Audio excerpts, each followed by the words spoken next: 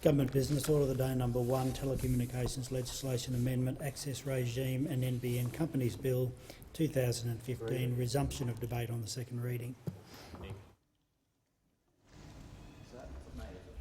I call the member for Wakefield. Well, thank you, Speaker, for this unexpected call on this bill.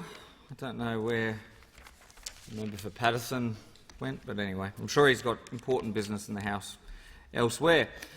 Look, fundamentally, what this bill points to is the government's failure to really provide a digital equality of opportunity. And we know that for so long during the Howard government, we often hear those opposite talking about the previous Rudd and Gillard governments, but they don't talk much about the Howard government. 11 years in power, 11 years in power, a critical time for telecommunications and internet infrastructure. And what was done? Nothing. I think they had 8 plans over 11 years. 8 plans and no action. And we all know that in 07, and I know the member for Kingston can remember campaigning in 2007 about the internet. The Liberal Party's failure on this policy was writ large. Absolutely. It was writ large, and it was there for all to see.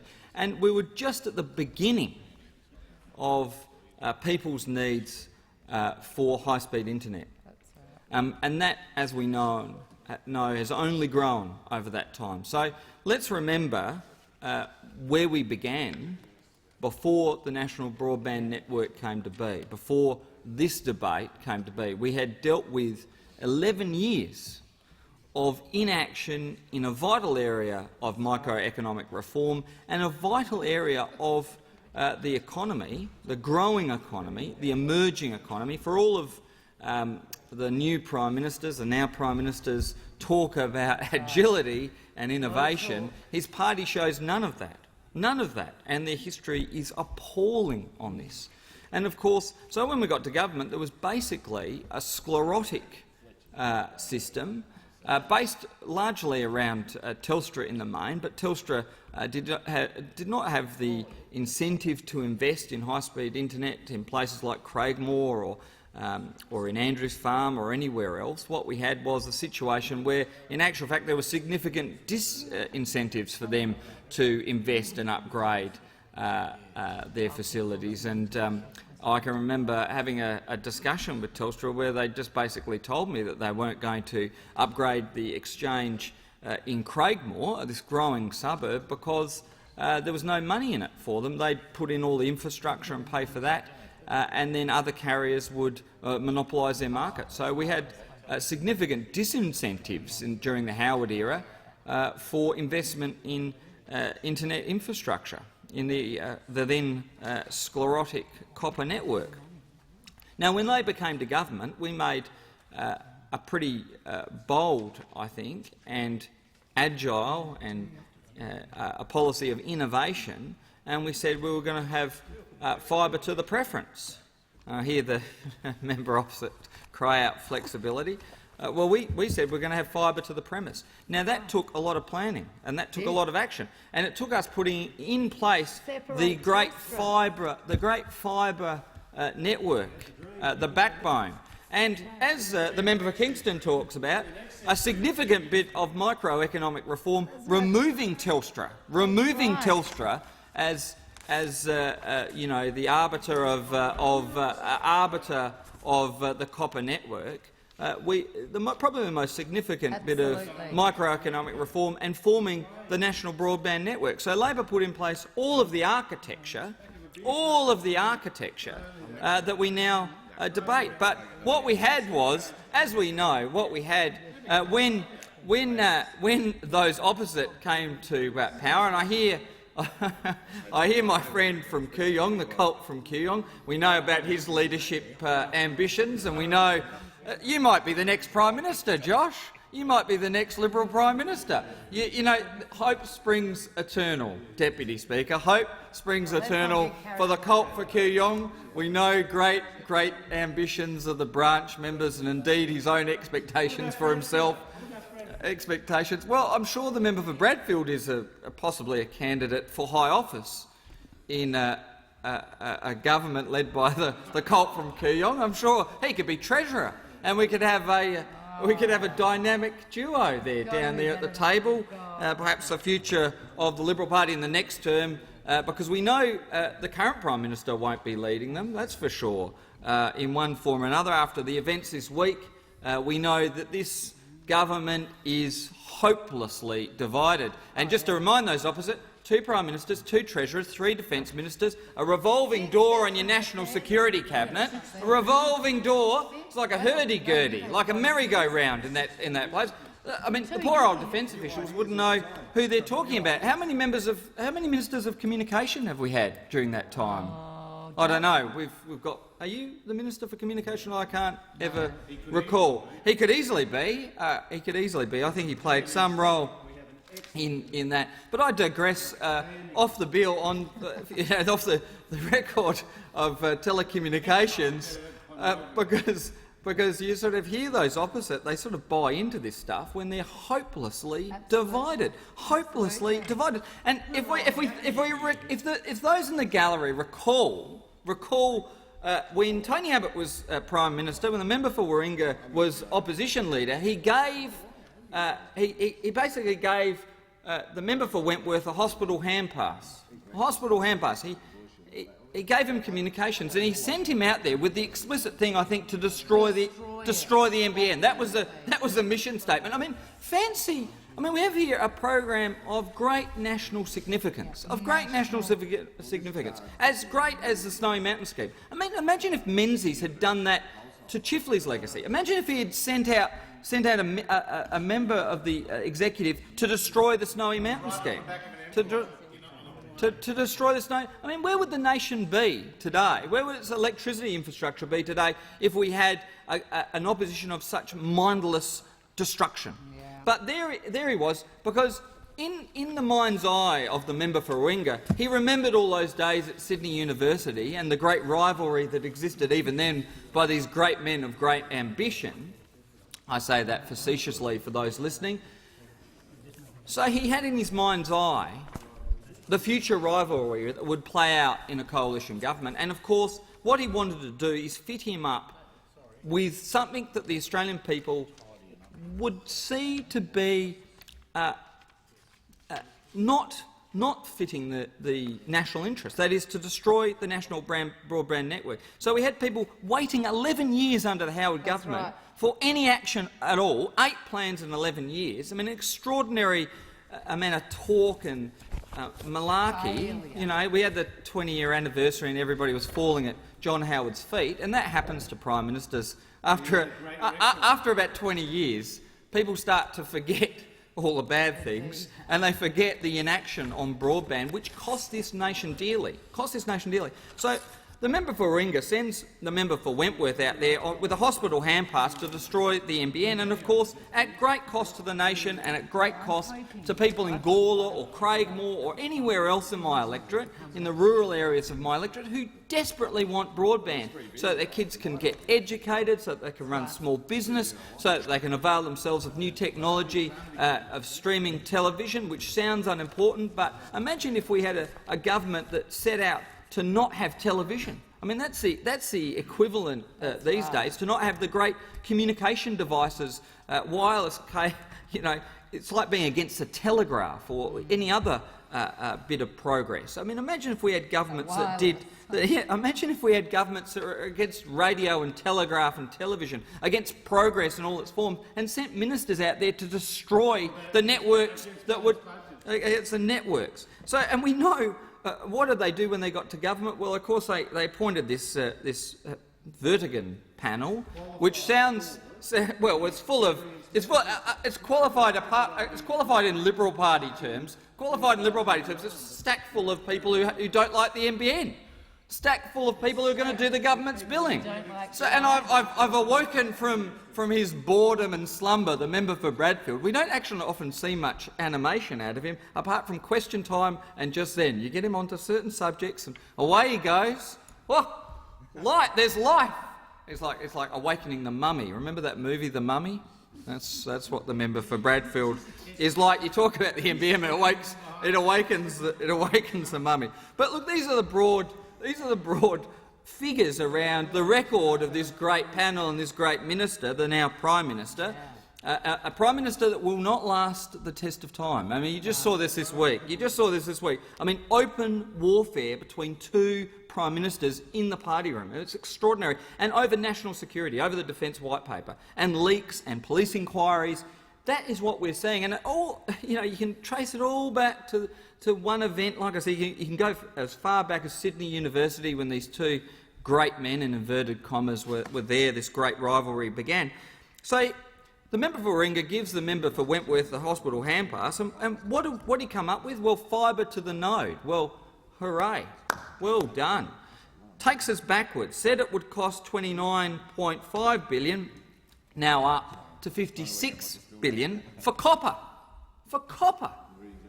Remember that? Now, is the Copper Art store still around? I couldn't remember. Remember Copper Art? They've gone out of business. Remember Copper Art, Deputy Speaker? I don't know if they might have been a South Australian retail store. Everything in there was made out of copper.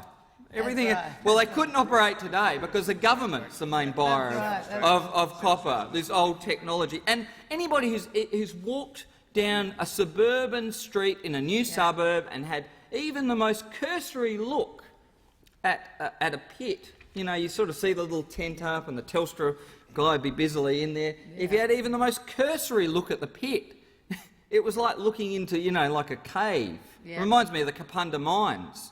And I know the member for Kingston has seen them full of water. Yep, she's not the only person who's seen them full of water. So this is the brave new technology that the member for Wentworth embarked upon. He said that the copper would arrive this year. Everybody would have copper or HFC this year. Tick-tock. That's now doubled to 2020. He said it would cost $600 a home. It's actually cost $1,600 a home. And anybody who'd taken the most cursory look at those pits or talked to a former Telstra linesman, who have all been sacked now, by the way, or one of those techs, there was great knowledge in those old Telstra linesmen. They had great knowledge of the pits, great knowledge of the technical things. All of that wasted as they were made redundant and pushed off to, sometimes pushed off to contractors, but often made redundant. He said it would cost $55 million to patch up the old copper network. Geez, there was a heroic assumption.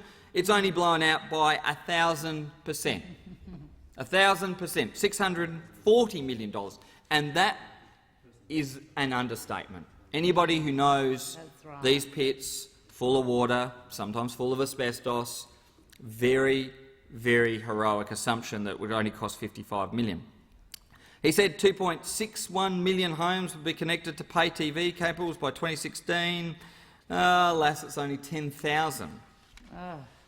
They said that it would bring in $2.5 billion in 2016, 2017, and that's only $1.1 billion. So it's a $1.4 billion hole in the NBN Co's revenue line.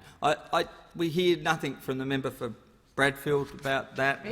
The mummy's returned to his esophagus in a little chamber, the chamber of horrors in which he's in. He says it's not worth responding to. He says it's not worth responding to, and I hear the cult for Kooyong. He's busy. I mean, you can imagine the cult for Kooyong playing fantasy football, can't you, Deputy Speaker? You can imagine him. He's a Carlton. Are you Carlton man? And I know the Deputy Speaker is as well. We'll forgive. Obviously this madness is bipartisan. But 20 years into their 5-year redevelopment plan, sounds like the NBN. Maybe the Carlton Football Club and the NBN new management should get together and talk about progress.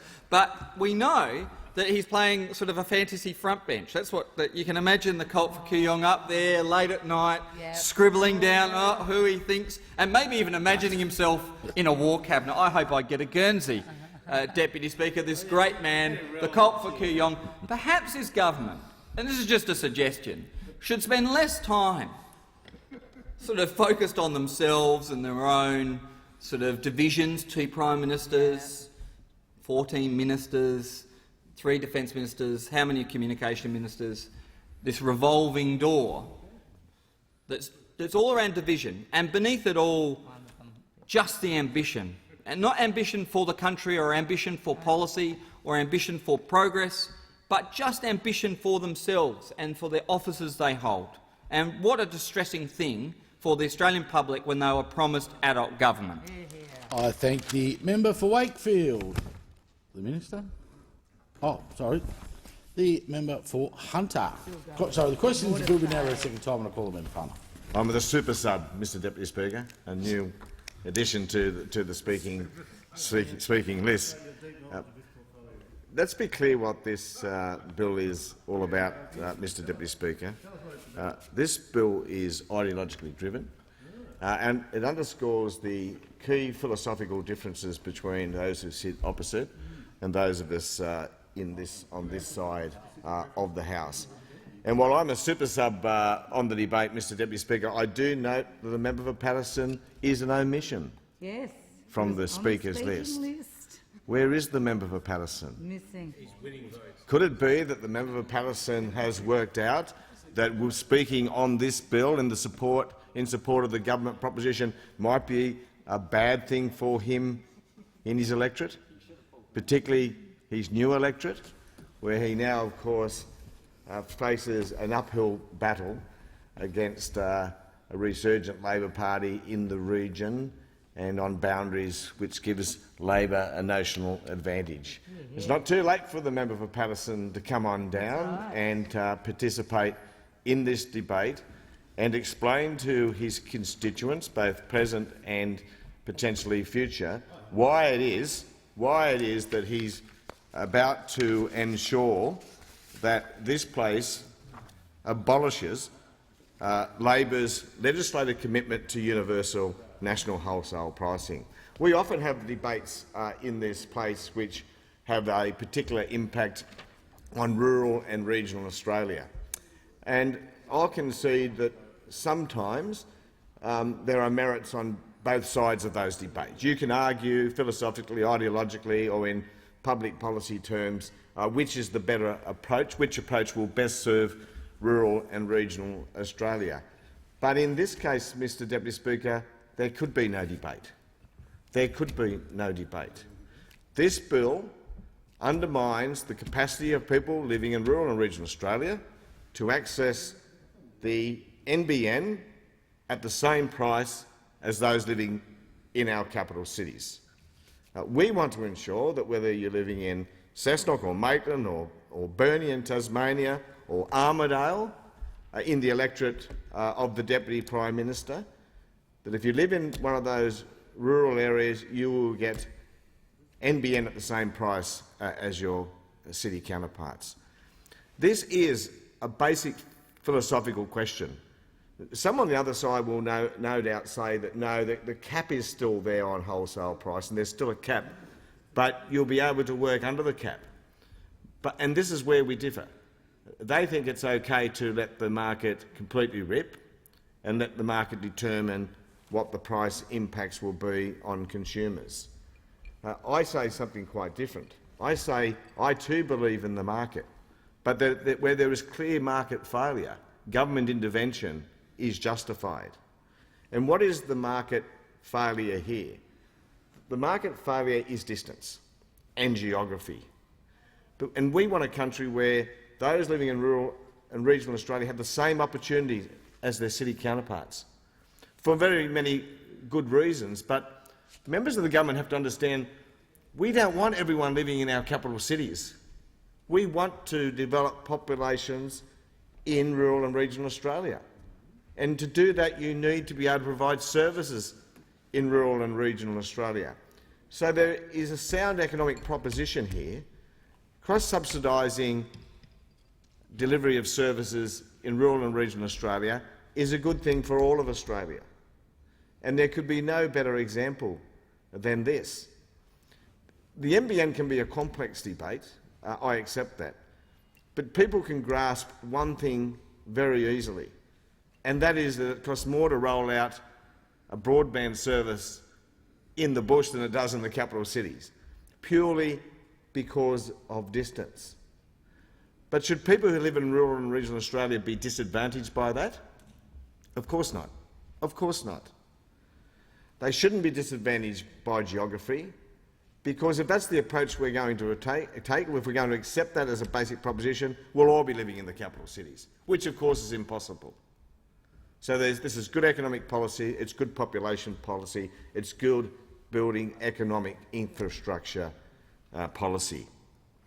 Now, those in the National Party who sit opposite like to often attempt at least to differentiate themselves from the Liberals, and I can understand that, Mr Deputy Speaker. But the fact is that time and time again they confirm for us in their actions, not so much their words in this place, but by their actions, that there is nothing between those who sit in this place under the Liberal banner and those who sit in this place under the banner of the Nationals. No. And there could be no better example than this, that their willingness to just roll over and accept this attack on universal wholesale pricing.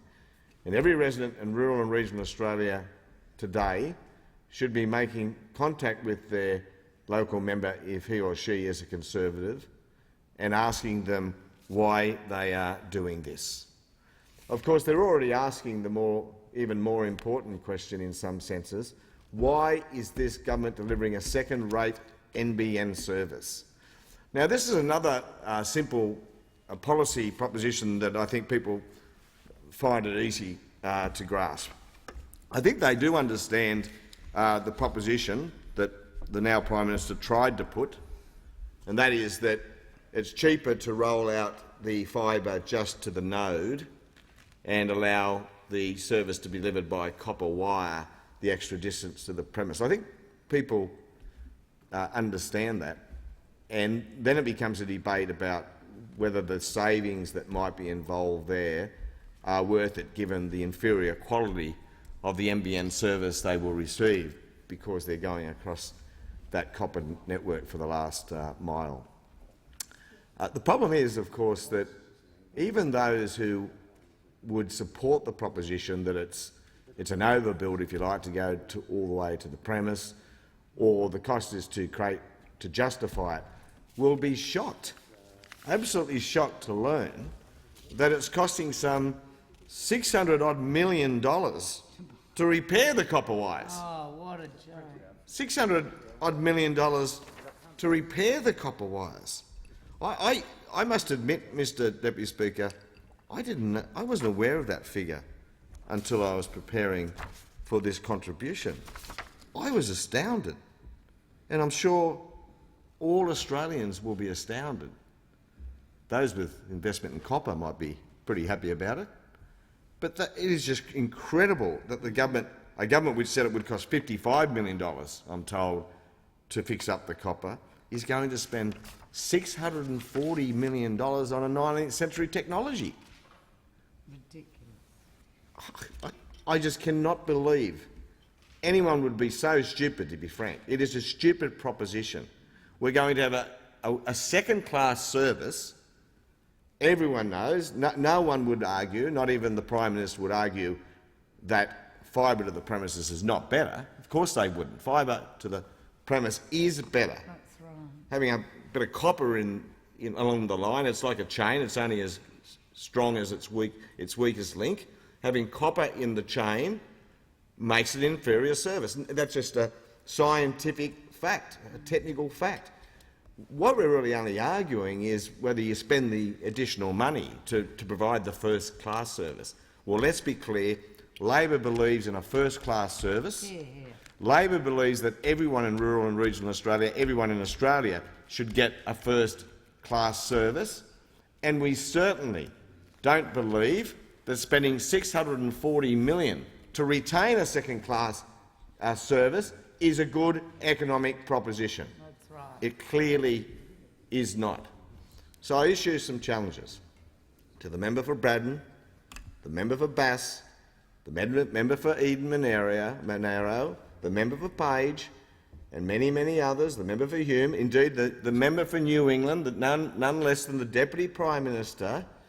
I often see Cabinet Ministers these days, Mr Deputy Speaker. You would have noted Cabinet Ministers coming in here and talking in second reading debates in areas outside their portfolio responsibilities.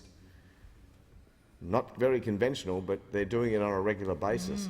Well, there's nothing to stop the Deputy Prime Minister from coming in this place. Absolutely. I'll make sure I don't sit down for another 5 minutes. I'm sure he can sprint from his ministerial office to the chamber in that time, to come down here and to justify why they are launching or joining in the launch of this direct attack on rural and regional Australia, why they are supporting the proposition of spending $640 million to repair a 19th century technology as part of their alternative NBN proposition. They need to come in here and explain themselves.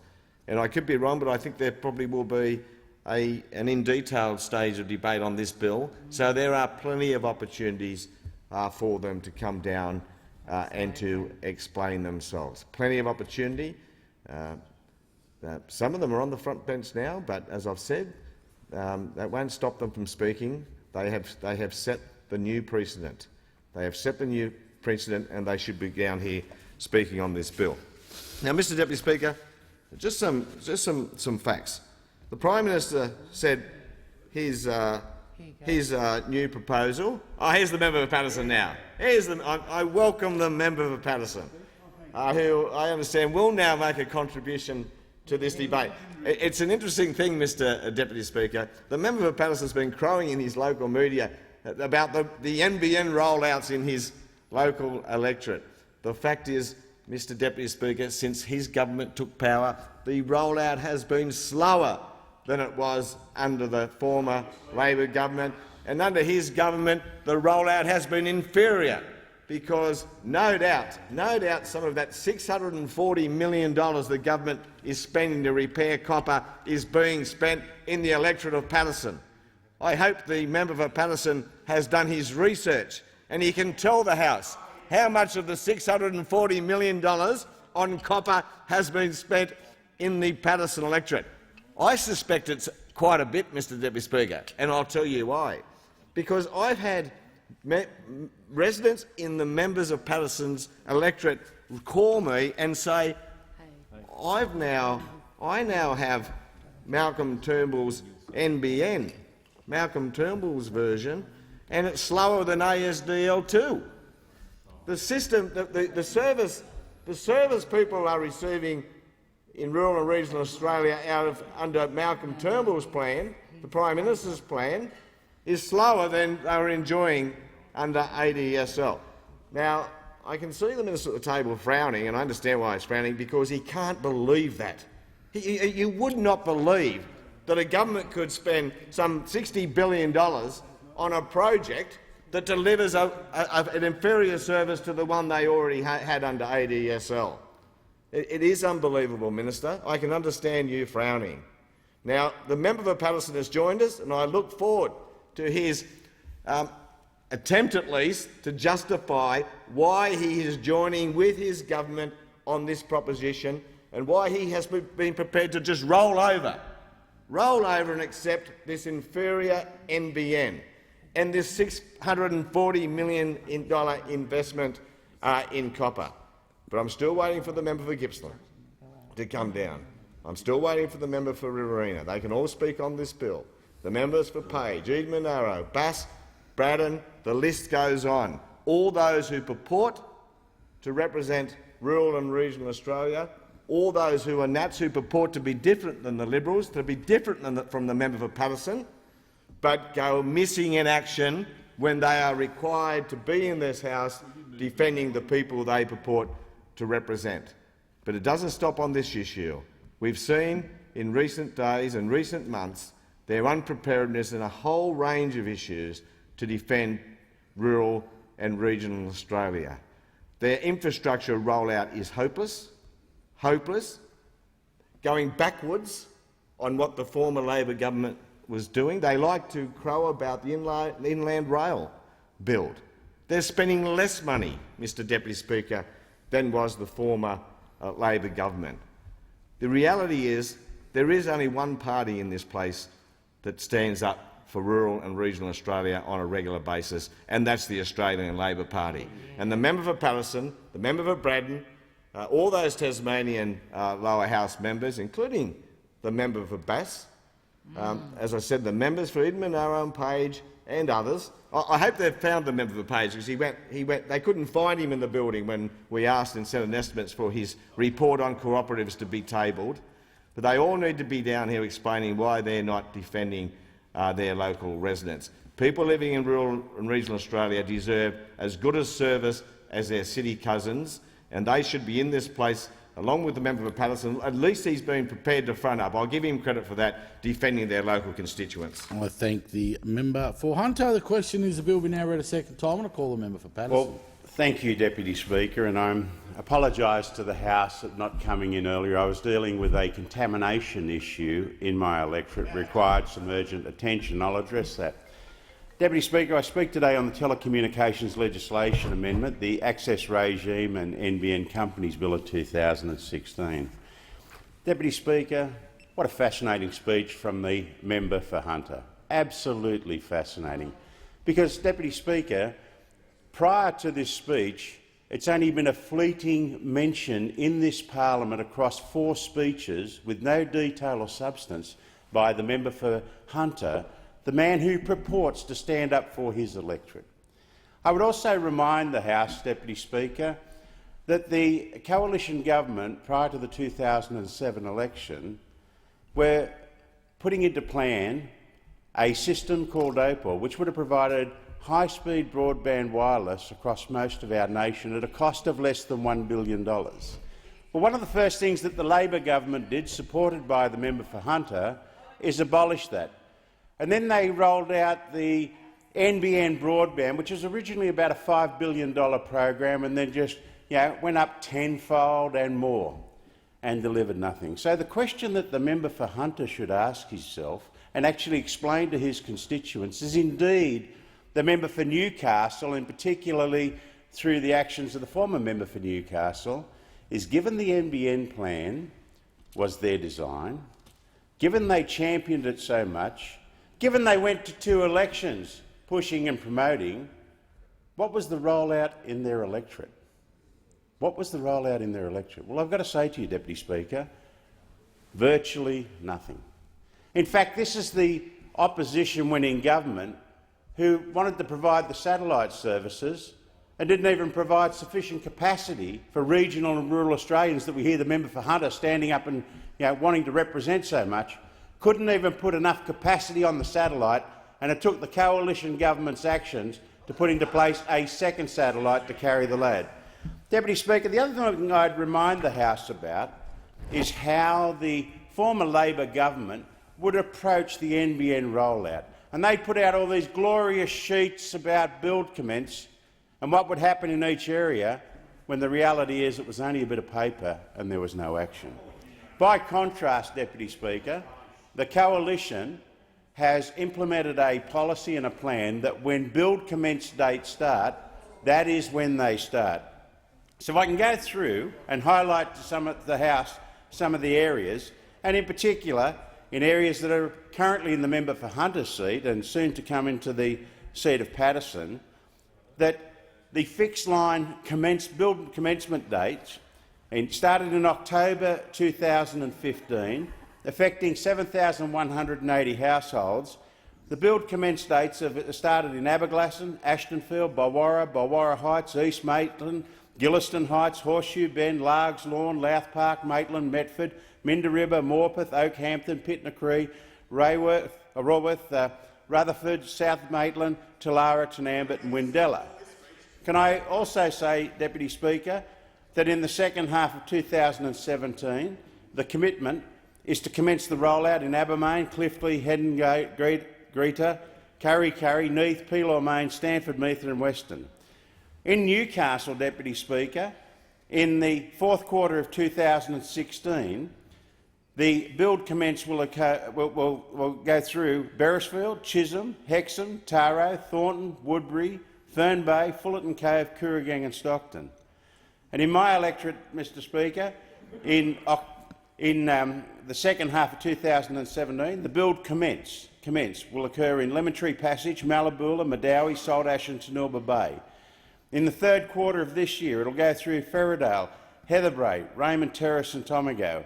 And of course, in December 2015, the build for fixed line has started in Anna Bay, Boat Harbour, Corlett, Fingal Bay, Fisherman's Bay, Nelson Bay, 1 Mile, Salamander Bay, Shoal Bay, Soldiers Point and Taylor's Beach. Of course, there have been massive rollouts of the fixed wireless system, and of course in October 2015 areas such as Buchanan, Hexham, Lenigan, Raymond Terrace, Sawyers Gully and Talara have received that. And in the first quarter 2017, the build will occur for the fixed wireless in Anna Bay, Fullerton Cove and Saltash. Deputy Speaker, that is a definite plan. That is a definite plan. But I can remember being in this House in 2005-06, and I raised the issue of Thornton, which wasn't in my electorate, but across the road from my electorate, about how they were on pair-gain copper, and they could not get ADSL. And the then member for Newcastle, Sharon Grierson, campaigning in that election, said it's got to be fixed. It's an urgent priority. Well, guess what, Deputy Speaker? Through the inception of the NBN rollout plan, through 6 years of Labor government, nothing was done in Thornton. Nothing. Absolutely nothing. So for the member for Hunter to come in here and complain about it not happening, I would ask him to be accountable for his plan, his 6 years of inactivity, his 6 years of failed representation of the people that he seeks to represent. But then again, Deputy Speaker, we know how he fails to represent people, because he's just taken the easy option. He lost half of his seat of Hunter into the seat of Patterson. But rather than standing up and having a fight in a marginal seat campaign, he wanted the safe option, a safe seat, and is being locked in by the executive of the Labor Party into the seat of Hunter. Deputy Speaker, he might make words on the floor of this parliament about his ability to stand up and fight, but when it comes to the street, let me tell you, he put on that yellow coat and run. He didn't want to take me on. He ran away.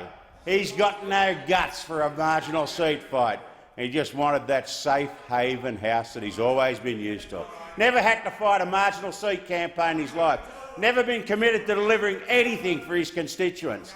So don't you come in here and lecture me, member for Hunter, because at the end of the day, you lack the intestinal fortitude, the backbone to stand up for your constituents and fight the fight. And on the NBN, we'll get back to the bill. You've had a fair run. Stick to the bill, please.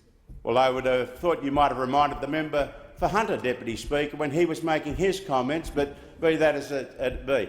I'm getting back to the NBN.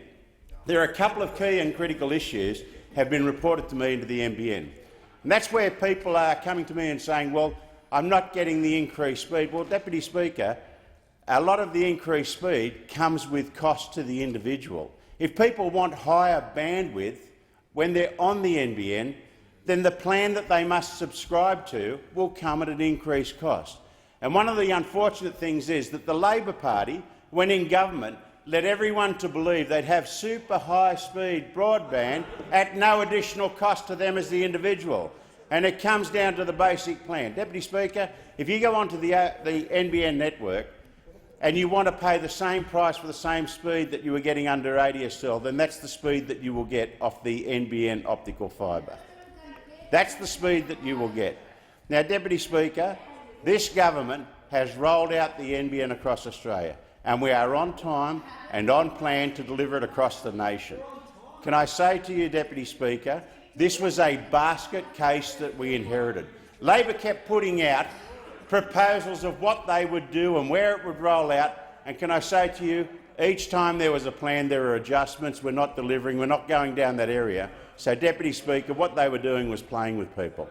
And I give you proof of this. You only need to look in our region in the Hunter at how little was done with the commencement under the Labor government.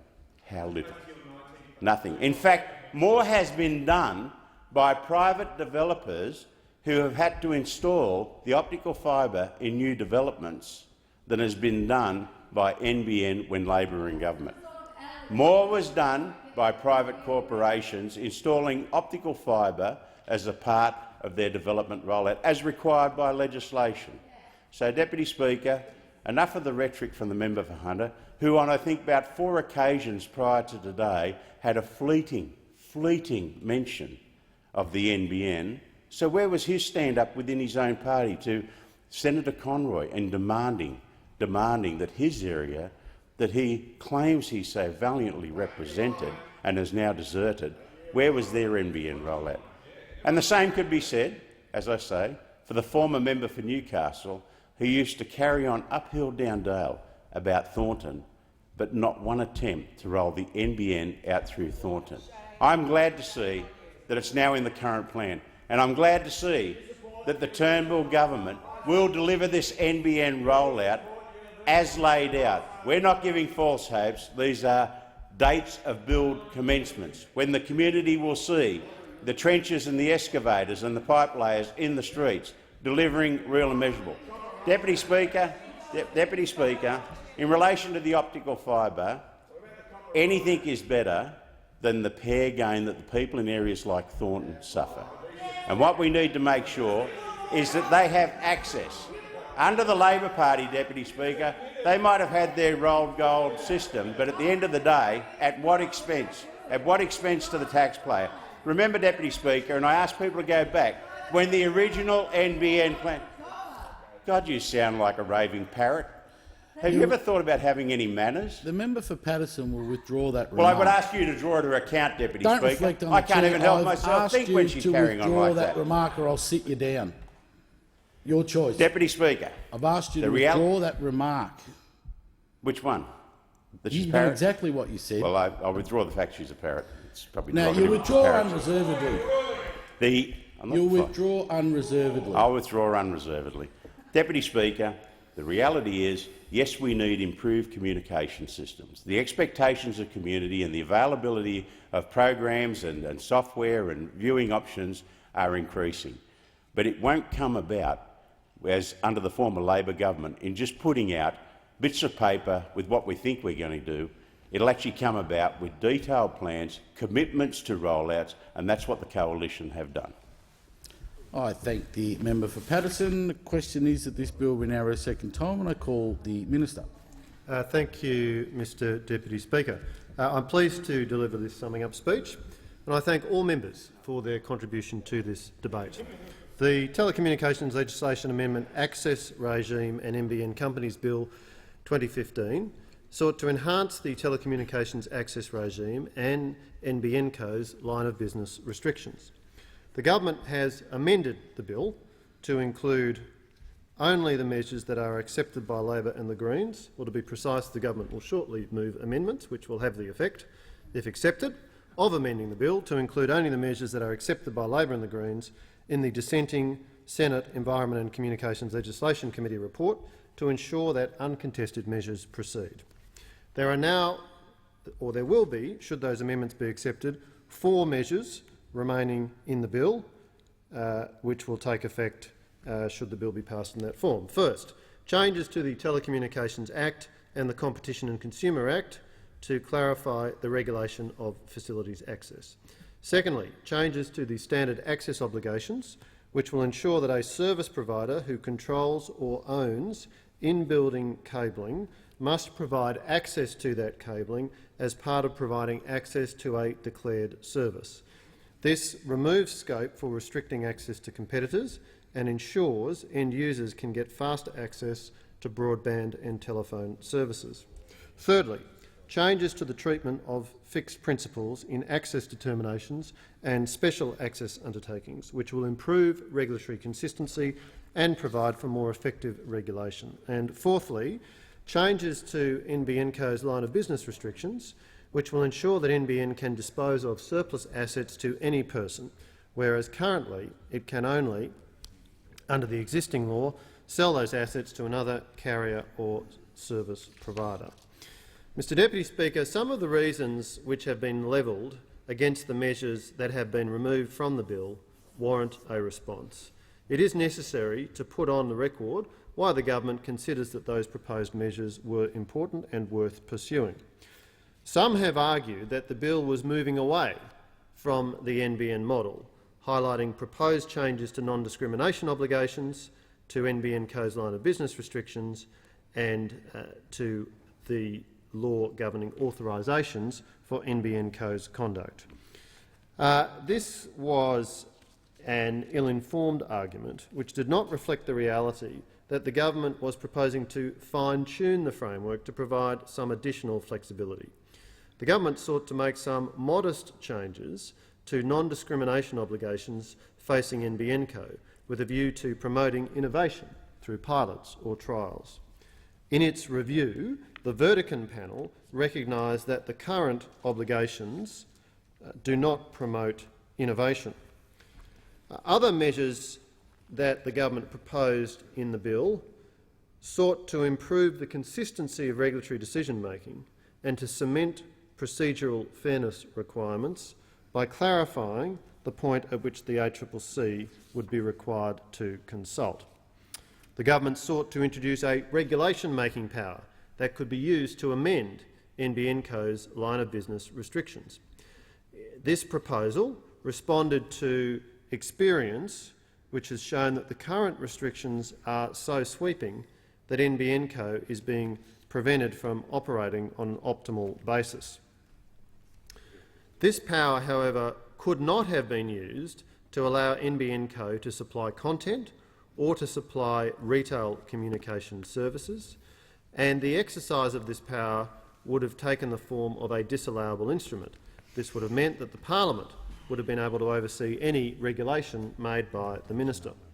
Finally, under the bill as originally put forward, the bill would have amended existing authorisations for the purposes of competition law, which allow NBN Co to limit the number of points of interconnection to the national broadband network and require its customers to purchase bundled services.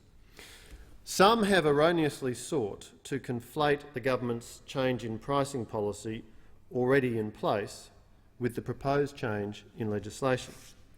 The government went to the last election stating that it would remove uniform national pricing and it would require NBN Co instead to operate under price caps. This policy was reaffirmed in 2014 through the government's response to the Vertican review, so this is nothing new. The measure contained in the bill as put before the House simply sought to continue the existing authorisations introduced by the former government without reference to the former government's pricing policy. The object of the government's authorisation provision was to ensure that superfast carriage services are reasonably accessible to all people in Australia, wherever they reside or carry on business. Under this government, Mr Deputy Speaker, the NBN rollout is finally back on track.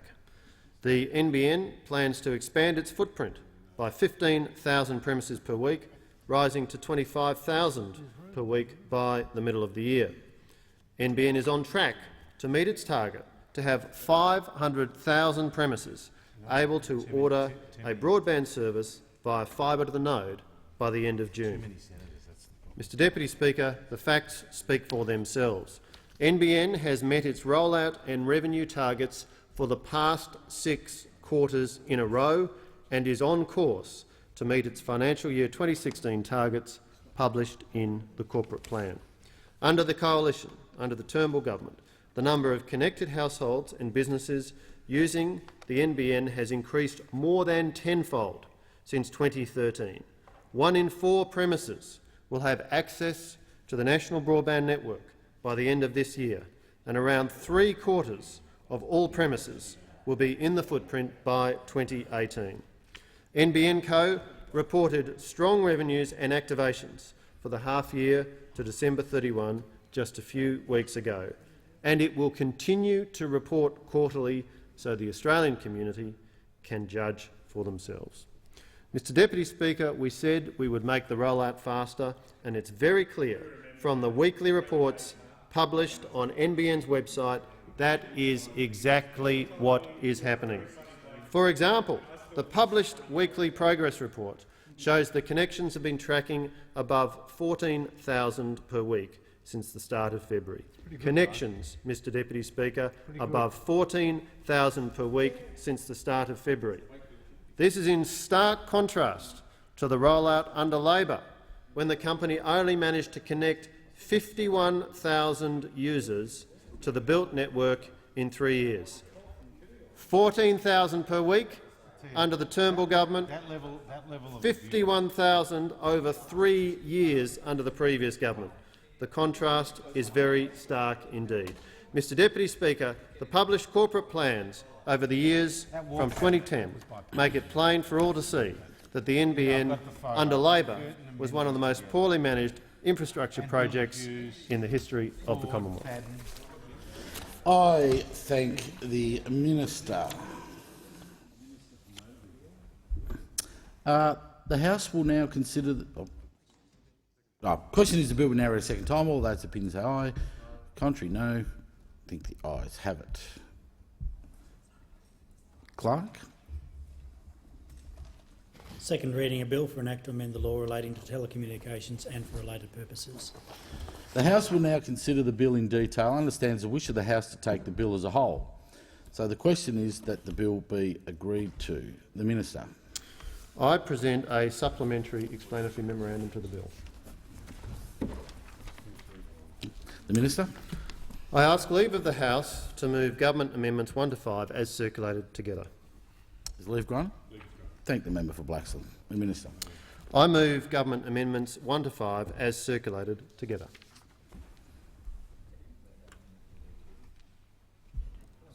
The member for Blaxland. That was it. That was it. Well, Deputy Speaker, that was extraordinary. That was extraordinary. For those who missed it, what we just saw there is the junior minister at the table just do a backflip worthy of Nadia Comaneci. Because in case you missed it, what he just did then is gut this bill like a fish. He came into this parliament in December and tabled this bill and gave us a lecture about how important this legislation was, told us that it improved competition, that it improved efficiency, and now he's just ripped all of that out. Just ripped all of that out. This bill has 8 parts, and the government has just ripped 5 of them out. He's holding the fish skeleton up going to ripped 5 of them out. How humiliating. How humiliating. In case you missed it, this is the first bill that's been introduced by this government on the NBN in 2.5 years. It's been gutted like a fish. And it's just been gutted like a fish. But I am glad to see the government capitulate so heavily, so quickly, because this is a bad bill. As I said when I spoke in the second reading debate, what the government has tried to do here is roll back important consumer and competition benefits that we delivered when we were in government. Things like universal wholesale pricing, things that provide fairness for people who live in regional Australia. It means that people living in the bush pay the same wholesale price for equivalent services as people who live in our big cities. And the Liberal Party wants to get rid of that, and the hapless National Party stood here ready to help them. And the only reason that it's not happening is because the Labor Party has stood in their way. And let's be very clear, Mr Deputy Speaker, the only reason they are doing this is not because they've changed their mind, because the minister just told us in summing up that he still thinks this is the right thing to do. The only reason they're doing it is because they know they can't get it through the Senate. And if they win the next election and they get control of the Senate, then you bet this legislation will be back. They'll be on to this like Donkey Kong. They'll be back into this, trying to pass the same legislation again. In the meantime, we have more of this mess that they've made of the NBN. Remember, the cost of the NBN is now double what Malcolm Turnbull said it would be. He said he'd build it for $29.5 billion. That's now blown out to up to $56 billion. The NBN is now going to take twice as long as Malcolm Turnbull said it would to deliver it to everyone in Australia. He said everyone in Australia would have access to the NBN this year. That's now blown out to the end of the decade. And the cost to fix up the copper, to make this dodgy second-rate NBN work, that's blown out not by 100%, not by 200%, not by 500%, by more than 1,000%. It was originally forecast to cost about $55 million. It's now over $600 million. And a leaked document last year showed that the Optus HFC network that they want to use for the NBN is not fit for purpose and will cost more than $700 million to fix so they can use that. Malcolm Turnbull said that it would be a modest cost to fix that. Now we know it's blown out to $700 million. And the minister might have something to say about this because he used to work at Optus. So it begs the question, what did he know about this? And did he tell the now Prime Minister that it wasn't going to be a modest cost to fix the Optus HFC network? Why didn't he tell the Prime Minister that he's wrong? Or did he? I wonder whether the minister will tell us the truth. And now, on top of this week, 2 more damaging leaked documents. The first, this document on the front page of the Sydney Morning Herald this week, that revealed that the cost of building their dodgy second-rate NBN, the copper fibre to the node, is going up, and that the rollout of their fibre to the node is way behind their internal targets. This report, which is only just over a week old, says that they were supposed to be at 94,000 by the end of that week. It's only at 24,000. And then today, this report that reveals they've done a trial of a new type of fibre in Ballarat and Kooringal, and the cost of fibre is going down. And now, to add to this, we've got this humiliating backdown by the junior minister today, gutting this bill. Well, I can tell you, Deputy Speaker, we're very happy to assist the government in gutting their own bill. You should be embarrassed. I thank the member for Blaxland. The minister. Thank you, Mr Deputy Speaker. There are a number of things that the Shadow Minister has said which do require some response. I remind the House that when the previous government left office, after 6 years of government, 4.5 years after they'd first announced their NBN Plan Phase 2, Mark 2, they had managed to build out the network to such a tiny extent that only just over 300,000 Australian premises were in a position to be able to connect to the network should they choose to exercise that desire. The number now stands at around 1.775 million and is increasing at an extremely rapid rate. Not only are the total number of premises that can be connected increasing rapidly, we are also seeing the number of actual connections increasing rapidly, with the weekly rate now well above 14,000 per week, compared to Labor's frankly pathetic performance of connecting in 3 years just 51,000 premises. In other words, in less than 4 weeks, at the current run rate, under this government, NBN is connecting more people, more premises, than could be achieved in 3 years under the previous government.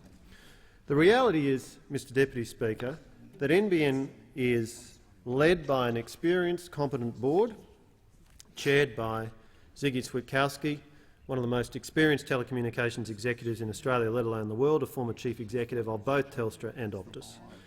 It is led by a CEO in Bill Morrow, who is deeply experienced, and across the management team there is a collection of highly qualified and experienced telecommunications executives.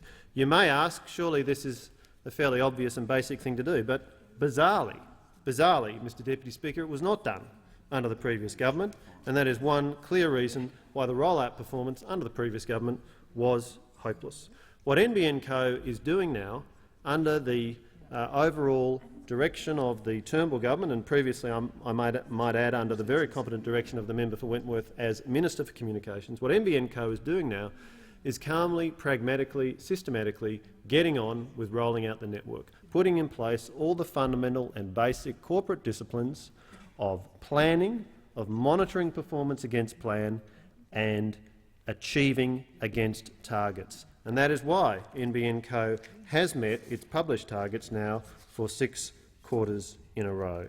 Mr Deputy Speaker, it continues to be the case on the published numbers of NBN Co and on its internal reporting that fibre to the node connections are materially less expensive than fibre to the premises connections, at the same time as the company has indicated in its public reporting customer perceptions of fibre to the node show no difference to customer perceptions of fibre to the premises. So the ultimate test is, what do customers make of the services? And we are seeing the customer perceptions being consistent with the strategy that the Coalition took the 2013 election and the strategy that is now being implemented by NBN. Mr Deputy Speaker, the opposition spokesman continues to attempt to try and whip up some version of events which is at odds with reality. What we are seeing is a difficult and ambitious project, a project which we have consistently said is not one we would have started. We would not have chosen this as a starting point, but it fell to the Coalition, as it so often does, to clean up Labor's mess. And what we are doing is getting on with NBN as a company managing this ambitious rollout in a systematic, methodical, business-like fashion. The results are there. There's a lot more to do.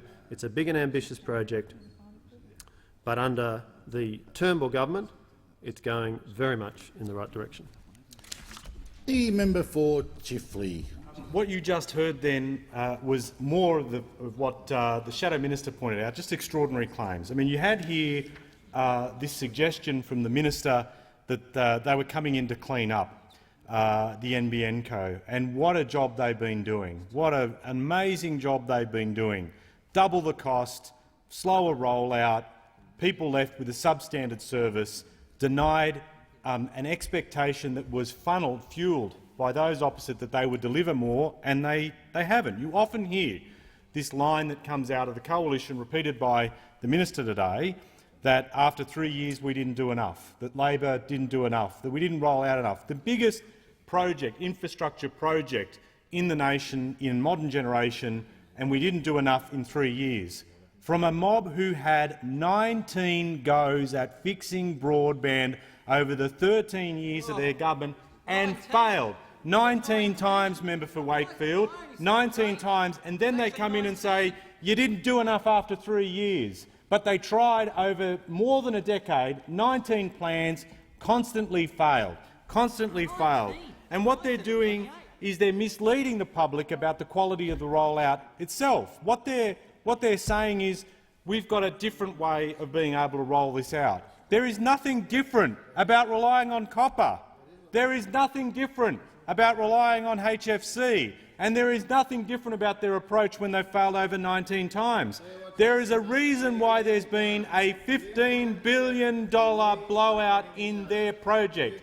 In the $15 billion blowout, which is the responsibility of both the Communications Minister, now Prime Minister, and that person, because you had a role to play in it, Minister, though we're working on making you a Shadow Minister.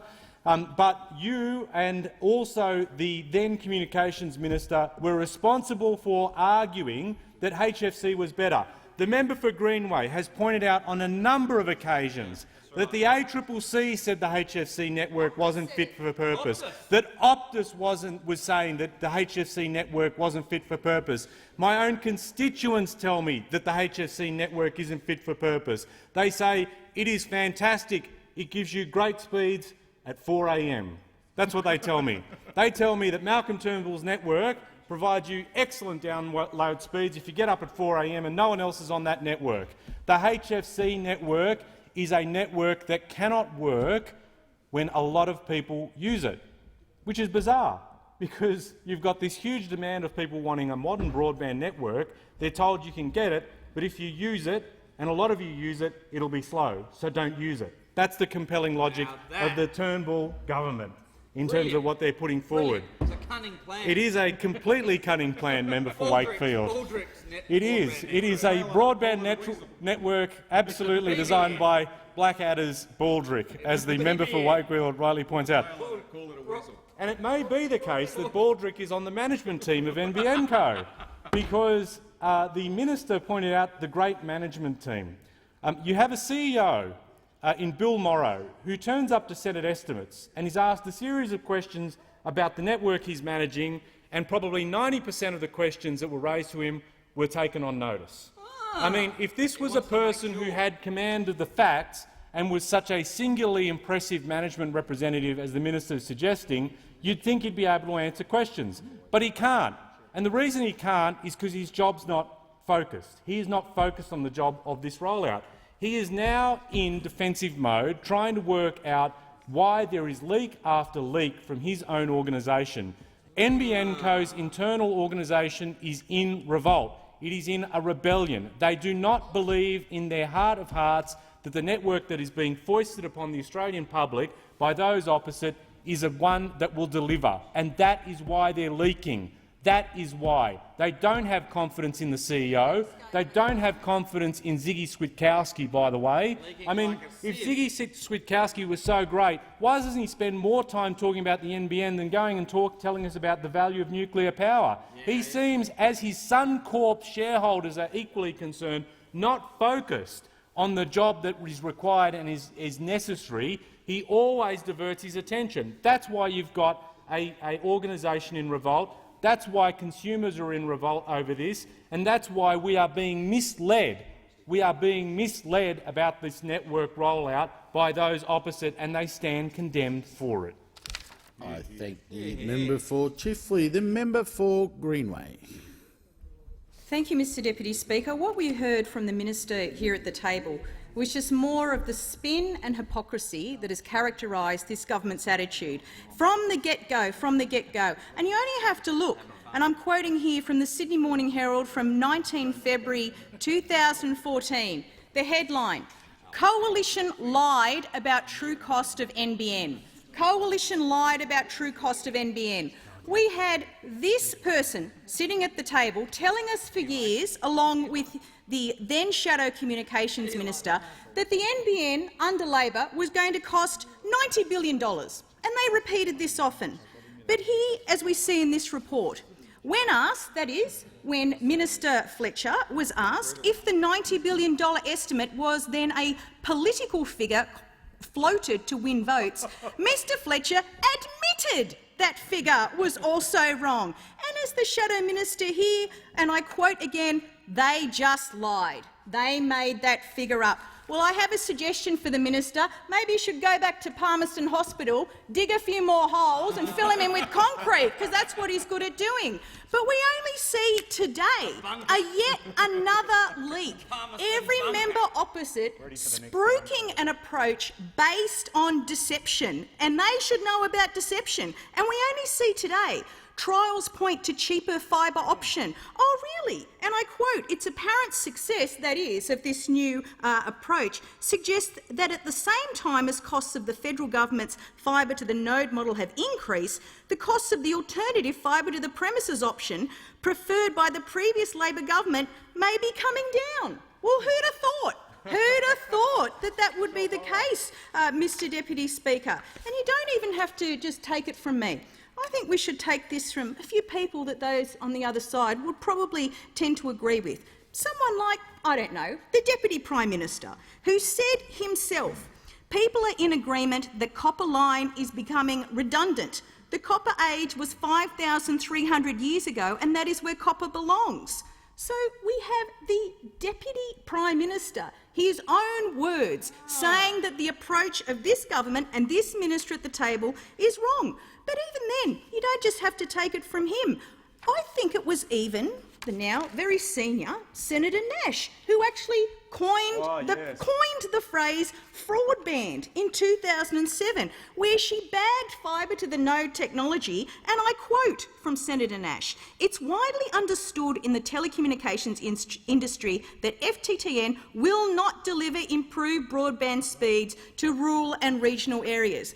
And even if you don't want to take it from Senator Nash, even if you don't want to take it from her, let's have a look at Senator Barry O'Sullivan. Senator Barry O'Sullivan, in November 2014, NBN snub for Western Queensland sparks rift in coalition. Who thought there'd be a rift in the coalition? And I quote, "Sparks are flying within the coalition as fiery National Senator Barry O'Sullivan takes aim at Federal Communications Minister Malcolm Turnbull for subjecting rural communities to third world services. It's a shame on our nation," Senator O'Sullivan said, and here's the good bit, "I'm embarrassed to be part of a party whose government would allow this to continue."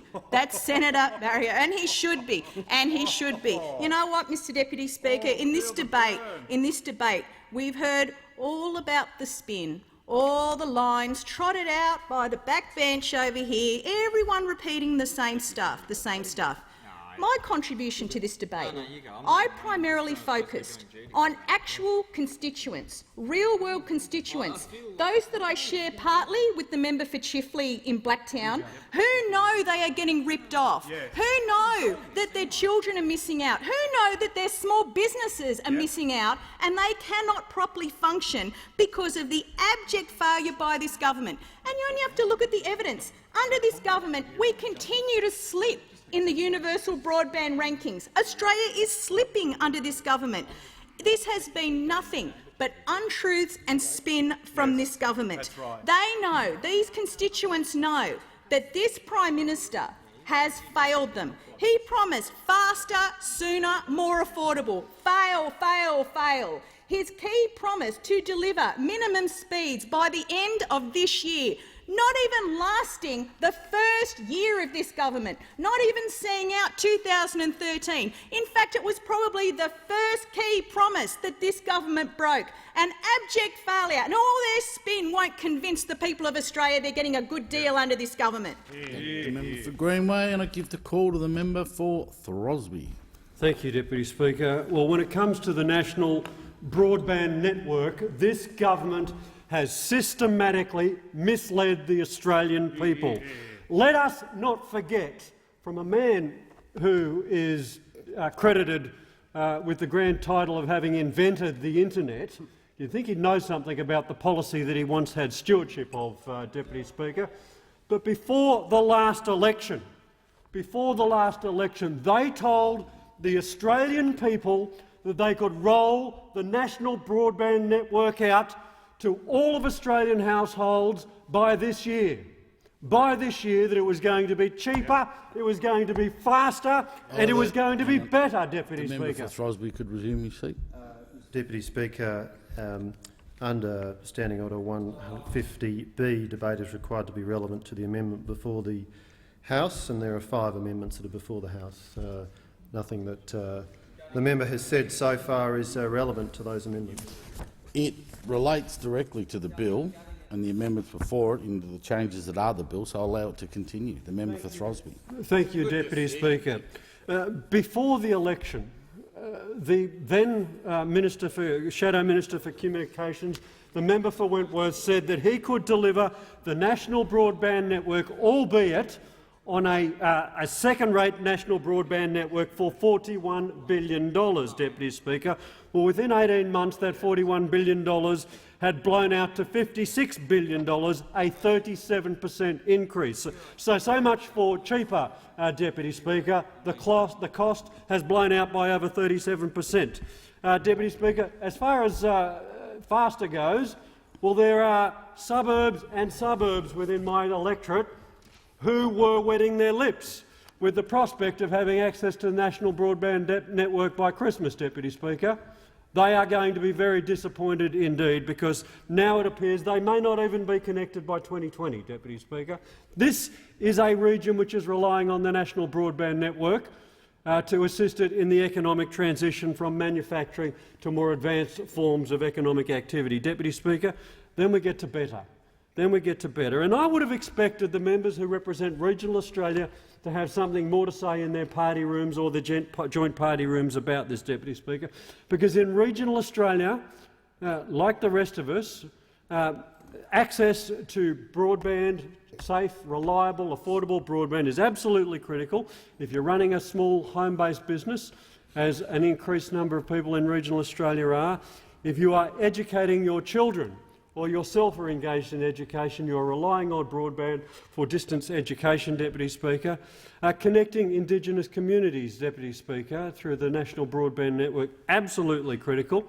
I'd have expected more people to be standing up here and having more to say about the importance of broadband in regional Australia, but it has been absolute crickets from that side, Deputy Speaker, absolute crickets. We could forgive, Deputy Speaker, we could forgive them for their incompetence. We could forgive them for their incompetence if it could be proved they did not know better, Deputy Speaker, if it could be proved that it did not know better. But in this morning's Sydney Morning Herald, it has become patently clear to everybody who has followed this debate that for over 18 months they did know better. For over 18 months they did know better, Deputy Speaker, and they have kept it a secret from the Australian people, because their own trials commissioned by this government and this minister and this Prime Minister have proven beyond doubt that Labor's model of connecting fibre to the household can actually be done cheaper, or at least as cheap, than the second-rate broadband rollout that they are currently engaged in, Deputy Speaker. They are trying to convince the Australian people that they can do it cheaper, that they can do it faster, that they can do it better, but we know that the opposite is the truth. And this was made patently obvious to all Australians when they picked up a copy of the Sydney Morning Herald today, Deputy Speaker, when we learnt that the trials commissioned by themselves are proving that the price is coming down to connect fibre to the household, and that it'll be at least half the price that it once was at the beginning of this rollout debate, Deputy Speaker. Now, I could forgive those members of the Liberal Party who don't really know much about regional Australia for sticking their hand up for this bill, but for the National Party, Deputy Speaker, for the National Party to stick their hand up to be voting for a bill which is going to increase prices for people in regional Australia, that is nothing more than a sin. Thank the member for Throsby. Give the call to the member for Shortland. Yes, thank you, Mr Deputy Speaker. My first contribution to this debate is to offer an open invitation for the minister sitting at the table to visit my electorate. I will arrange a public meeting and invite the over 100 people's names that I have here to come along and talk to the minister. Because, Minister, what I have to say to you is that your NBN has caused absolute chaos in my electorate. As recently as last night, and I might add, Mr Speaker, I've been receiving emails from constituents on a very, very regular basis, and in relation to this particular legislation, I think it's quite humiliating, the backflip that the minister's taken in removing in the amendments that's before the House today. But I think it's better for there to be a backflip than for the minister to push ahead and to roll out an NBN that absolutely isn't working. Now, I must share with the House, this is just one of the emails I've recently received, and it was one of my constituents writing on behalf of his elderly parents who live in a retirement village. And what he wrote to me was that the retirement village, I know the minister's... Yes, I call the minister. Standing Order 150. Debate must be relevant to a clause or amendment before the House. Now, we're debating amendments 1 through to 5, and I invite the member to indicate which amendment she's speaking about, and if she can't do that, then obviously she ought not to be continuing. Okay. Further to the point of order, Mr Deputy Speaker. Yes, okay. What the member is trying to outline here is the humiliating backflip by the junior minister in effectively gutting half of this legislation. Okay. And the member is being relevant, and the minister's point of order is not a valid point of order. The member's clearly not being relevant. There are 5 amendments before the House this morning. The first of them deals with pilots and trials, access determinations and special access undertakings. The second deals with line of business restrictions. The third deals with line of business restrictions and authorised conduct. The fourth with authorised conduct, and the fifth with declared services and eligible services. I invite the member to indicate which one of those she is addressing, and if she can't do that, then obviously she's not eligible to speak under the standing orders. Okay. Mr Deputy Speaker, I appreciate the Minister explaining in depth the breadth of his humiliating backflip by outlining every part of the bill that he's now deleting. But the point is the member is being relevant by talking about access to universal wholesale pricing. Okay. I asked the member to be relevant to the question. Yes, Mr Deputy Speaker, and I must say I understand why the Minister wants to stop me speaking. He doesn't want to hear about elderly people that are without phone. He doesn't want to hear about people that signed up to his NBN and were promised fast-speed broadband, but they're getting a slower-speed broadband than they were receiving previously. And yes, I can speak to the amendments, and yes, I can speak to the actual legislation as well in consideration of detail. And, Minister, I don't need to identify which amendment I'm talking to. Minister, in consideration in detail, we are considering the legislation before the House in detail, and the details that I'm referring to relate to this minister's total failure, his backflip, the fact that he is not prepared to front up to people, tell the truth. He may have worked for a telecommunications company, but he's never been out there and spoken to people. And what I'm doing is generously inviting him to come into my electorate and meet my constituents. They would love to talk to him. Ring my office. I'll get my office to ring your office after this, my contribution to this debate. We'll organise a time so you can come along and explain to all those people in Shortland electorate, elderly people without any phone, without any NBN and without any action from this government. The member's time has expired. I call the honourable member for Wakefield. Well, thank you, Deputy Speaker. And I was talking on the bill before, and you know, there's this deathly silence and the minister's sitting there, and we very rarely see any animation from him. But the minute you get onto this bill, where, as the Shadow Minister said, they've gutted it like a fish, just stripped all the guts out of it, all the insides out of it, five we've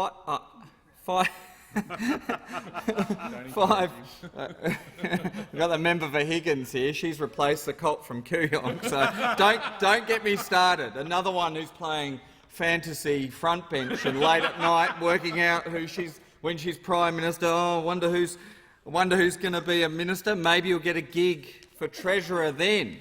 And we'll see some animation, but only when you get onto telecommunications. That's the only time the mummy, the member for Bradfield, sort of emerges from his crypt and wanders around. And of course, I've got to make sure I'm talking about the amendments, Deputy Speaker, because those in the gallery would be fascinated to know all about the access to universal pricing and the like, and they know they don't want to hear from the mummy again, the member for Bradfield, emerging from his crypt to the dispatch box to tell us all. You know, I have to confess I misled the House in my speech, because I said that the Howard government had 8 broadband plans, but you know what? It was 19. The member for Chifley tells me it was 19 plans over 11 years. I mean, what were they doing? Talk about being asleep at the wheel. And now we have their first broadband bill in 2.5 years. The first one, this is after the Prime Minister has been sent to destroy the National Broadband Network when he was a minister. That was his briefing note from the member for Ruinga. Did you see them at the table last night at the anniversary of the Howard years of the 19? They could have been instead of celebrating 20 years from the Howard government, they could have been celebrating 19 plans which did nothing on the National Broadband Network, and maybe they could all sit round. You know, it was pretty uncomfortable. Camera shots there of they're all sitting around the table. But on the menu, key, everything was curdled. Now I know, Deputy Speaker, you want me to speak about the amendments, and I'll be sure to, because we don't want to remind the minister about how when they embarked on the copper on the copper plan, they started out with a costing of $29.5 billion, and it went to $56 billion. 56, and then they promised that everybody would have the national broadband network by 2016, and here we are in 2016, and it's now 2020. And for all those in the gallery, the effect of that on their small business, on their ability of their child to, download their homework and interact with the education system on the internet, all of that is diminished by this government's preoccupation with destroying a great national project. And now we see their first bill come into this place, and you'd think they had enough time to think about it after 2.5 years, and the minister gets up here and presents 5 amendments destroying the integrity of this bill and all of their work over the last 2.5 years, and he gets up here and he gives a speech that lasted, what? No, there was no speech. There was no speech. All right, so there was no speech on these amendments, and then the only time we see any animation, he lurches up to pick on the poor old member for Shortland, who was just talking about her constituents and their need for broadband. I mean, how could that not relate to the amendments, Deputy Speaker? And your time was consumed as well. But I'm reminded by my good friend here, Throsby. Yes, the member for Throsby. I'm due to go to Port Kembla. I kept on thinking Port Kembla. I was thinking about steel, but that's another story. But you know, the Sydney Morning Herald trials point to cheaper fibre option. Gosh, and you're embarking on a copper network and this sort of hodgepodge of pay TV capitals. And that's what the minister comes here, gives no speech, guts a bill, because we all know they'll end up building fibre in the end. That's what they'll end up doing, because that's the future option. That's what Labor was going to do. That's what everybody in the public wants you to do. But this government, so bent were they on destroying Labor's legacy, that they embarked on a costlier plan, they embarked on a plan that inhibits internet speeds, and they embarked on a plan which will cost the taxpayer dearly. And we're expected by the minister to take all this lying down. Well, we won't. We'll stand up for the national broadband network. The question is that the amendments be agreed to, and I call the honourable member for Chifley. Thanks, Deputy Speaker, and I take up the invitation of the minister to address certain elements of the bill and the amendments. We have constantly, through this debate, raised our concern about the prospect that universal pricing, wholesale pricing, will be watered down, that this will lead to an exacerbation of what we're already concerned about, a digital divide, not just in terms of the rollout of the network, but the pricing and people's ability to access broadband at the same price, regardless of where they live in the country. That was the objective, the vision, the motivation, that we would not have the regions left behind, either in terms of infrastructural pricing. And so we've had these concerns, and we've raised it through the debate in relation to the watering down of the safeguards and also the concern about pricing. Through the course of the debate too, we have raised the fact that the former CEO of NBN Co has pointed out what he believes to be the cause of the $15 billion blowout in this project, which is the emphasis on the HFC network and the fibre-to-the-node network that has been rolled out, and the move away from what we had previously had in place. Now, we have had some very serious concerns raised, as the member for Wakefield and as the Shadow Minister for Communications have raised in relation to the Sydney Morning Herald today, that has indicated that there has been a trial, pilots, which are referred to in the amendments. Pilots and trials are referred to in the amendments. Well, we have a pilot and trial here. This pilot and trial will use a new version of cabling that will allow fibre to the premises to occur. And yet we're not being told about it. Instead, we are having blowouts on this project because of an alternative mode, alternative structuring of the project by the coalition that has had an emphasis on HFC, which, as I've indicated earlier, constituents have said to me does not work when a lot of people are on the network. We have a fibre-to-the-node network that is nowhere near reaching the breadth, the reach that the coalition promised, and yet they are having pilots and trials of new systems that we are not being told about. And so I invite the minister because NBN Co refused flatly to respond to this trial and the issue raised in the leaked document. And so this is the opportunity for the minister to tell the Australian Parliament and the Australian people, are you going to move to a system we have long advocated for, which is fibre to the premises, based on the savings achieved by this? Because if you're not, then what you are saying is you will continue to adopt a philosophy and an approach which has led to this blowout of $15 billion so far. $15 billion. And it is this type of blowout that is forcing you to put into this bill a requirement to water down universal pricing, because you want, in effect, for the regions to pay more for broadband services, because this is how you are making up the losses. You are accounting for the blowout by changing the pricing, making the regions pay for your bad mistakes. And yet we have a trial that shows, through your own documents, in this document, Minister, shows that you are able to roll out this network along the same lines as what we said, fibre to the premises, you can do it cheaper.